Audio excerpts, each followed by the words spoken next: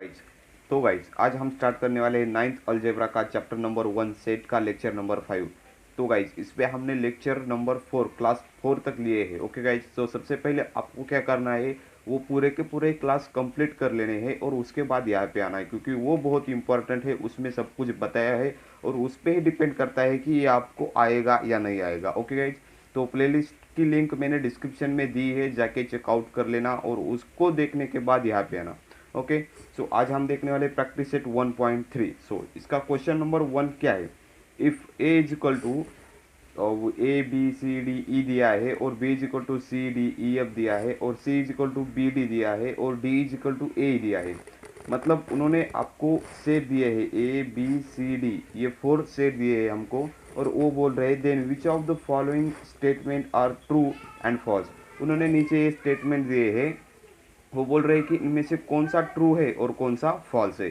So guys एक एक करके देख लेते हैं। सबसे पहले उन्होंने फर्स्ट दिया है C is the subset of B, इसको सबसेट ऑफ बोलते हैं, मैंने आपको बताया था। Okay, C is the subset of B, मतलब ये कह रहे हैं कि सी वो सबसेट है बी का, मतलब सी की वैल्यू बी में आती है, मतलब बी बड़ा है। ओके गाइज, मतलब इसकी वैल्यू इसमें आती है। तो देखते हैं आती है क्या नहीं। सी सी में क्या है, बी और डी, बी और डी बी में आते हैं क्या, देखो बी और डी बी में आते हैं क्या, सी डी ई एफ, मतलब बस डी आ रहा है बी नहीं आ रहा है, मतलब ये क्या हो गया, फॉल्स हो गया। ओके गाइज, तो ये फॉल्स हो गया। सेकंड में क्या दिया है, A is a subset of D, मतलब ए की जो वैल्यू है वो डी में आती है क्या नहीं। सबसे पहले ए की क्या है, A B C D E F, ये वैल्यू डी में आती है क्या, देखो बस ए और ई आ रहे हैं, ये बाकी के नहीं आ रहे, ये 3 नहीं आ रहे, मतलब ये भी फॉल्स हो गया। वैसे ही थर्ड में दिया है D is a subset of B, अब डी की वैल्यू बी में आती है क्या, देखो ये डी की वैल्यू बी में आती है क्या, ए और ई, बस ई आ रहा है ए नहीं आ रहा है। ओके, सो ये भी फॉल्स हो गया। सो उन्होंने फोर्थ नंबर पे दिया है D is a subset of A, वो कह रहे हैं कि डी ये सबसेट है ए का, मतलब ये वैल्यू यहाँ पर आती है क्या, देखो ए और ई, ये आ रही है और ई भी आ रही है, मतलब ये ट्रू हो गया। ओके गाइज, उन्होंने फिफ्थ नंबर पे दिया है कि B is a subset of A, वो कह रहे हैं कि B की जो वैल्यू है वो A में आती है, मतलब ये जो वैल्यू है C D E F A में आती है। तो देखो C आ रहा है, D आ रहा है, E आ रहा है, बस F यहाँ पे कहीं पर भी नहीं दिख रहा। ओके गाइज, मतलब ये हो गया फॉल्स। अब C is a subset of A, मतलब जो C की वैल्यू है वो A में आ रही है, कि देखो B और D, यहाँ पे भी B आ रहा है और यहाँ पे भी D आ रहा है, मतलब ये ट्रू हो गया। दैट्स इट, क्वेश्चन नंबर 1 हो गया आपका कंप्लीट। ओके, तो देखते हैं question number 2। Take the set of natural number from 1 to 20 as a universal set. वो कह रहे हैं कि 1 to 20 तक आपको एक यूनिवर्सल सेट लेना है। ओके, ले लेते हैं।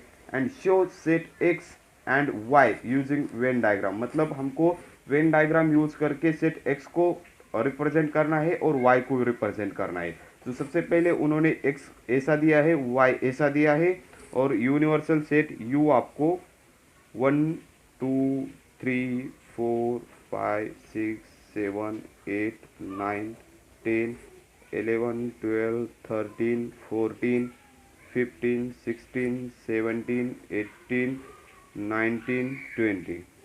ओके गाइज, सो उन्होंने यूनिवर्सल सेट 1 to 20 तक लेने के लिए कहा था और एक्स किए दिए, वाई किए दिए।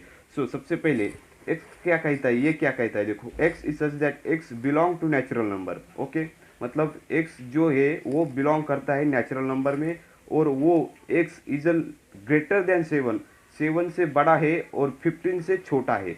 7 से बड़ा और 15 से छोटा, ये पूरे के पूरे यहाँ पे एक्स में आ जाएंगे। सो एक्स में 7 से बड़ा, 7 से बड़ा और 15 से छोटा कौन कौन से होते हैं, 7 से बड़ा 8 9 10 11 12 13 14, 15 आएगा क्या, नहीं, क्योंकि 7 से बड़ा और 15 से छोटा कहा है, तो 14।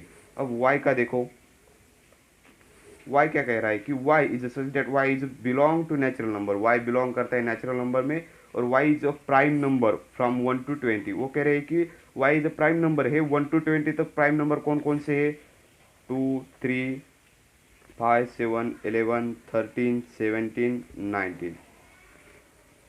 ओके, सो वो हो गए आपको। अब आपको एक्स का वेन डायग्राम रिप्रेजेंट करना है और वाई का वेन डायग्राम रिप्रेजेंट करना है। ओके गाइस, सबसे पहले यूनिवर्सल सेट रिप्रेजेंट करने के लिए हम बक्सा कर देते हैं। तो सबसे पहले हम एक्स का रिप्रेजेंट करते हैं। ओके, सो ये हो गया यूनिवर्सल सेट और इसमें आपको एक्स एक्स लेना है। सो एक्स को भी लेते हैं। सो एक्स की क्या क्या वैल्यू है? एक्स की वैल्यू यहाँ पे देखो 8 9 10 11 12 13 14।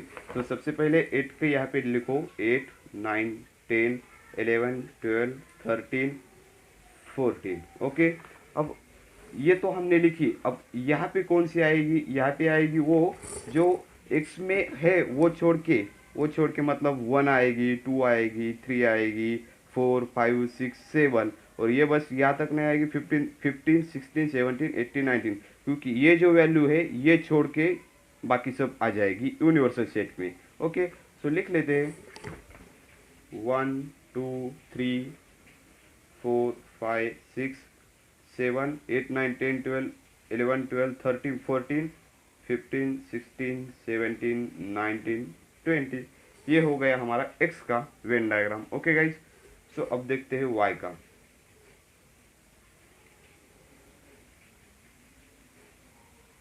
सो वाई को इसमें ड्रॉ कर देते हैं सबसे पहले। अब वाई में क्या क्या वैल्यू दी है?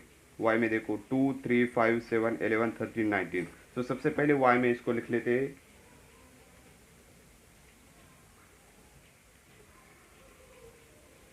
अब जो यूनिवर्सल सेट में से रहती है ये 2 3 5, ये छोड़ के यहाँ से कौन कौन सी जो संख्या रहती है वो देख लो। मतलब 2 कैंसिल 1, 3 भी कैंसिल 4, 5 भी कैंसिल 6, ऐसे लिख लेते हैं। तो 1 आएगी, 1 आएगी, 2 नहीं आएगी, 3 आएगी, 4 आएगी, 3 नहीं आएगी। ओके, 3 नहीं आएगी, 4 आएगी, 6 आएगी, 7 नहीं आएगी, 8 आएगी, ओके, 9 आएगी, 10 आएगी, 11 नहीं, 12, 13 नहीं, 14, 15, 16, 17 नहीं आएगी, 18, 19 भी नहीं आएगी, 20 हो गई। ये हो गया हमारा क्वेश्चन नंबर 2। ओके गाइस, अब देखते हैं क्वेश्चन नंबर 3। तो गाइस क्वेश्चन नंबर 3 में उन्होंने क्या दिया है कि एक यूनिवर्सल सेट दिया है 1 2 3 7 8 9 10 11 12, और वो उन्होंने एक पी सेट दिया है 1 3 7 9 और 10। 7 9 नहीं आएगा, 7 10।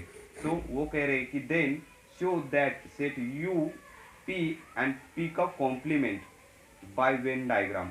वो कह रहे हैं कि हमको ये पूरा का पूरा वेन डायग्राम में शो करना है। ओके, और वेरीफाई करने के लिए बोल रहे हैं कि पी का complement is equal to P होता है। ओके गाइस, सो कर देंगे इसको। सबसे पहले पी कॉम्प्लीमेंट निकाल लेते हैं। ओके, पी कॉम्प्लीमेंट क्या आएगा? अब पी की क्या वैल्यू है? 1 3 7 10। ओके, ये यहाँ से छोड़ के जो रहेगी उसको लेना है। मतलब 1 यहाँ पे है, 1 नहीं लेना। 2 है क्या? 2 2 3 है, 3 नहीं। 7 7 भी है, 8 2 8 9 10 भी है, 11 12। ये हो गया पी का कॉम्प्लीमेंट। ओके गाइस, सो सबसे पहले यूनिवर्सल सेट को रिप्रेजेंट करना है। सबसे पहले हम यूनिवर्सल सेट निकाल लेते हैं यू, और सबसे पहले उन्होंने पी दिया है। ओके, पी सेट को भी रिप्रेजेंट करने के लिए ये पी में कौन कौन सी वैल्यू है?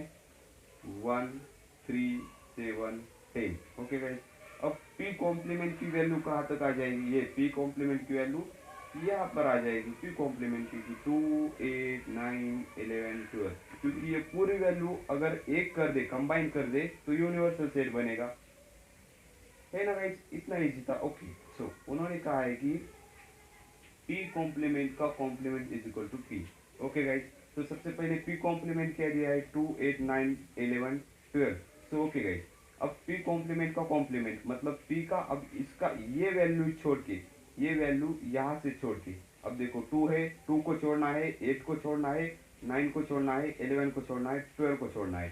तो पी कॉम्प्लीमेंट का कॉम्प्लीमेंट की वैल्यू क्या आ जाएगी?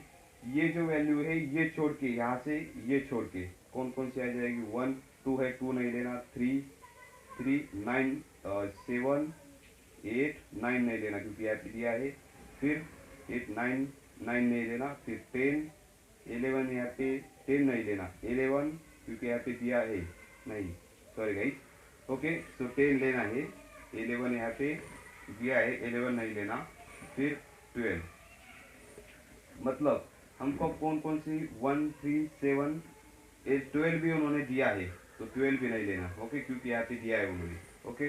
सो 1 कॉम्प्लीमेंट की वैल्यू क्या है, 1 3 7 8 10, ओके गाइस। और पी की क्या वैल्यू है, पी की भी है 1 3 7 10, मतलब पी कॉम्प्लीमेंट का complement is equal to P, ये ट्रू है, तो इसको हमने वेरीफाई कर दिया, क्योंकि ये जो वैल्यू आ रही है ये पी में भी आ रही है, ओके गाइस, हो गए, इतना सिंपल था। अब देखते हैं क्वेश्चन नंबर 4।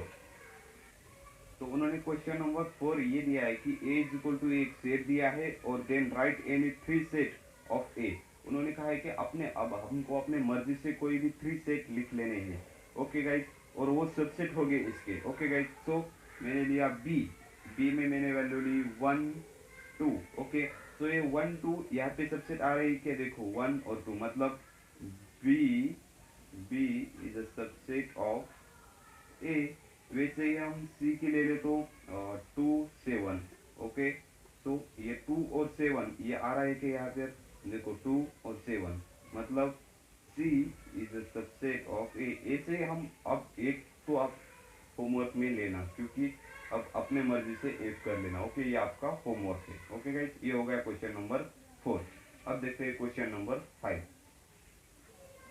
तो गाइस उन्होंने क्वेश्चन नंबर 5 दिया है, right the relation between the set. वो कह रहे हैं कि नीचे उन्होंने जो 5 सेट दिए हैं उनमें से आपको रिलेशन ढूंढ लेना है, मतलब हमको उनके सबसेट लिख लेने हैं, ओके गाइस।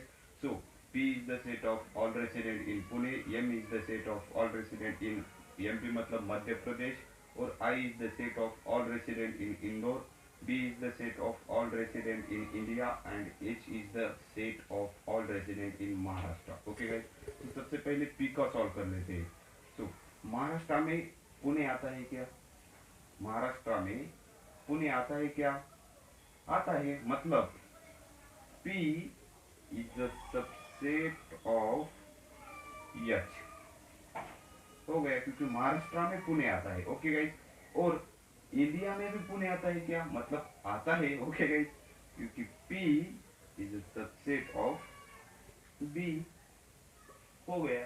अब M is the set of all resident in MP। अब मध्य प्रदेश, अब मध्य प्रदेश तो किसी में नहीं आता, बस इंडिया में आता है, okay guys. So M is the subset of B हो गया। अब I is the set of all resident in Indore. अब इंदौर कहाँ पर आता है, मतलब इंदौर MP में आता है, मतलब मध्य प्रदेश में, मतलब I is the subset of M, और इंदौर इंडिया में भी आता है, ओके गाइस, मतलब I is the subset of B। अब इंडिया का तो कोई सबसेट नहीं, India is the subset, world पे होता तो इंडिया सबसेट आता किसी का, ओके गाइस। तो यहाँ पर इंडिया तो सबसेट किसी का नहीं आएगा, okay guys. So H is the set of all resident in Maharashtra. अब H is the subset of B, क्योंकि महाराष्ट्र किसी में आता है, इंडिया में आता है, हो गया, ओके गाइस। अब उन्होंने सेकंड में ही कहा है कि which set can be the universal set for above set. इनमें से जो ऊपर आपको जो सेट दिए हैं उन्होंने, उनमें से यूनिवर्सल सेट कौन सा है, तो सबसे बड़ा सेट कौन सा है, इंडिया, क्योंकि ये पूरे के पूरे टोटल इंडिया में आते हैं, अंदर आते हैं, इंडिया के अंदर, मतलब B is the universal set.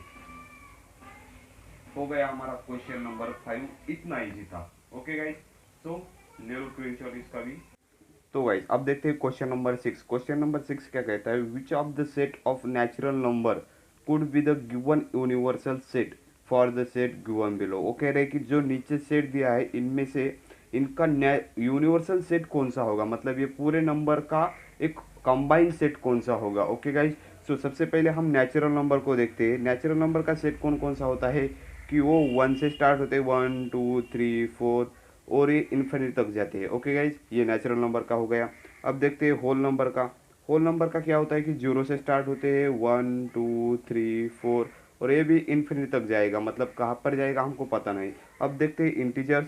Integers कहाँ से स्टार्ट होते हैं, माइनस से स्टार्ट होते हैं, यहाँ से भी इन्फिनिटी तक से यहाँ तक आ जाएंगे, -3 -2 -1 0 1 2 3, और ये यहाँ पर इन्फिनिटी तक जाएगी।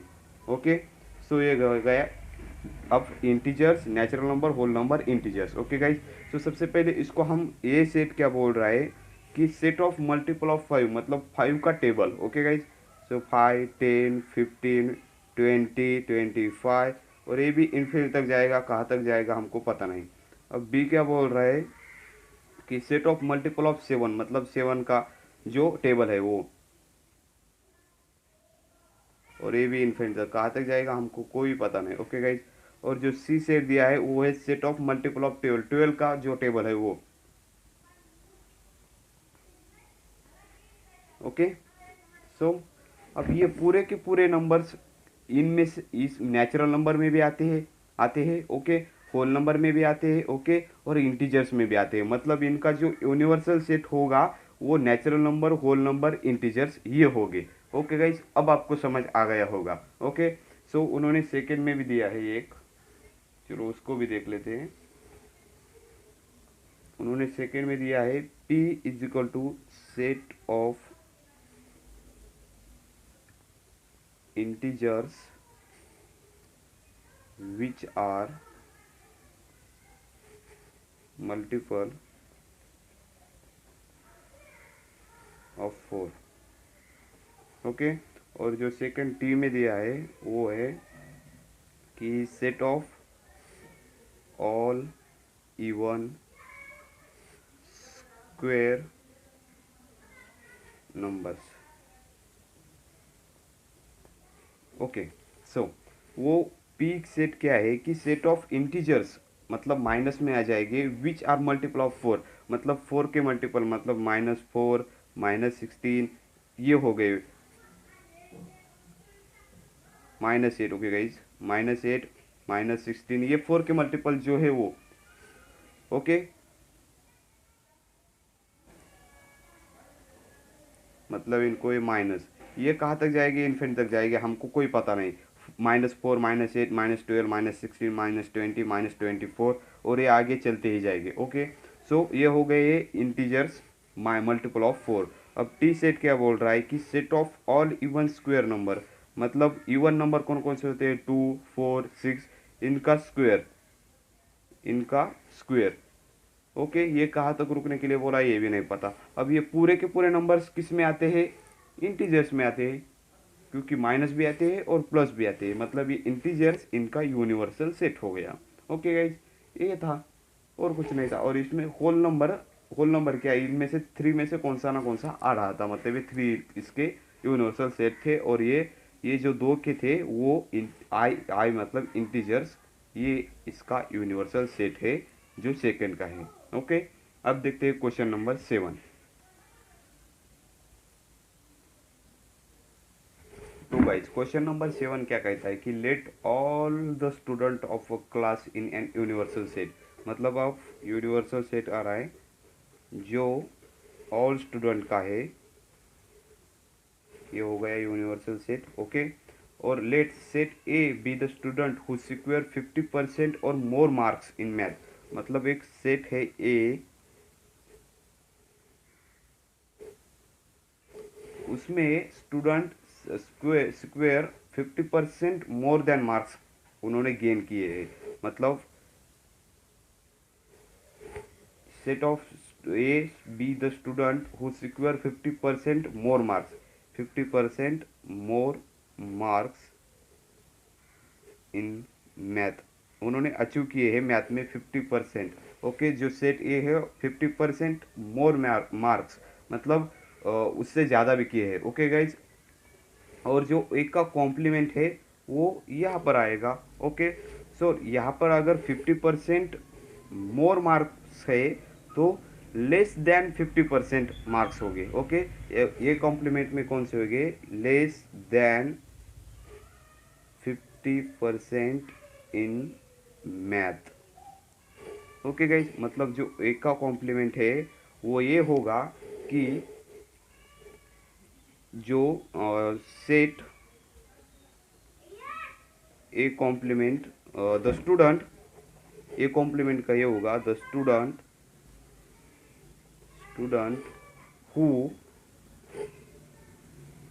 स्क्वायर 50% और लेस मार्क्स